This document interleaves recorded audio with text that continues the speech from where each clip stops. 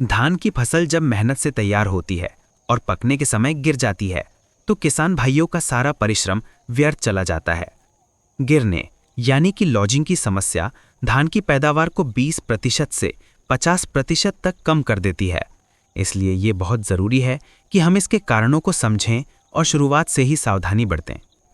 इस वीडियो में हम आपको बताएंगे कि धान गिरने की समस्या से कैसे निपटें और कौन सी खेती की तकनीक अपनाकर आप अपनी फसल को सुरक्षित रख सकते हैं। धान के गिरने के कई कारण होते हैं। पहला, खेत में ज़्यादा यूरिया या नाइट्रोजन खाद डालना। दूसरा, कमज़ोर तना और कमज़ोर जड़ें। तीसरा, तेज़ हवा या भारी बारिश। चौथा, गलत किस्म का चयन।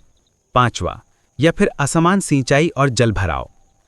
जब पौधा बहुत लंबा और कमज़ोर होता है तो उसका संतुलन बिगड़ जाता है और वह ज़मीन पर झुक जाता है। इससे दाने पूरी तरह नहीं भरते और फसल का उत्पादन घट जाता है। अब जानते हैं कि इस समस्या से कैसे बचा जा सकता है। सबसे पहले ध्यान रखें कि खाद हमेशा संतुलित मात्रा में डालें। धान की फसल में नाइट्रोजन के साथ साथ फॉस्फोरस और पोटाश देना भी ज़रूरी है। फॉस्फोरस पौधों की जड़ों को मजबूत करता है और पोटाश तनों को कठोर बनाता है।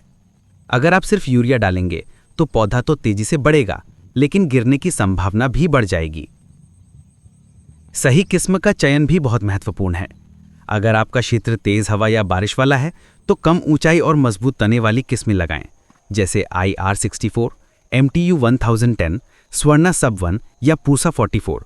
ये किस्में कम गिरती हैं और उत्पादन भी अच्छा देती हैं। सिंचाई और जल निकासी पर भी ध्यान देना जरूरी है।